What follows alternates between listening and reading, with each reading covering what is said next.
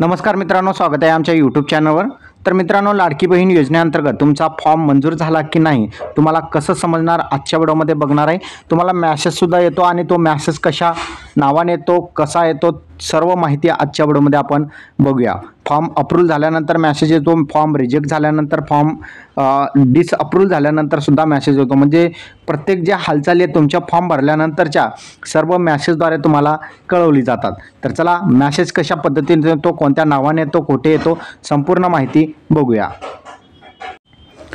तर मित्रांनो, जर तुम्ही नारी शक्ती योजनेअंतर्गत फॉर्म भरलेला असाल, म्हणजेच मुख्यमंत्री लाडकी बहीण योजनेअंतर्गत फॉर्म भरलेला असाल, तर तुम्हाला जे आहेत मेसेजद्वारे तुम्हाला तुमचा फॉर्म अप्रूव्ह झाला की नाही ते या ठिकाणी दाखवलं जाते। मेसेजमध्ये तुम्ही बघितलं की तुम्हाला जे आहे MASGOV GOVच्या नावाने तुम्हाला मेसेज येतो आणि याच नावाने तुम्हाला बघायचं आहे की तुम्हाला तुमचा फॉर्म अप्रूव्ह झाल्यानंतर मेसेज येतो, रिजेक्ट झाल्यानंतर मेसेज येतो। सर्व बाबी जे आहेत मेसेजद्वारे या ठिकाणी दाखवल्या जातात। या ठिकाणी हा जो फॉर्म आहे या ठिकाणी अप्रूव्ह झालेला आहे। तर या ठिकाणी त्यांनी सांगितलेलं आहे जो तुम्ही फॉर्म भरलेला आहे तो अप्रूव्ह झालेला आहे। तर या ठिकाणी अप्रूव्हचा नाव आलेलं आहे, म्हणजे हा जो फॉर्म आहे अप्रूव्ह झालेला आहे।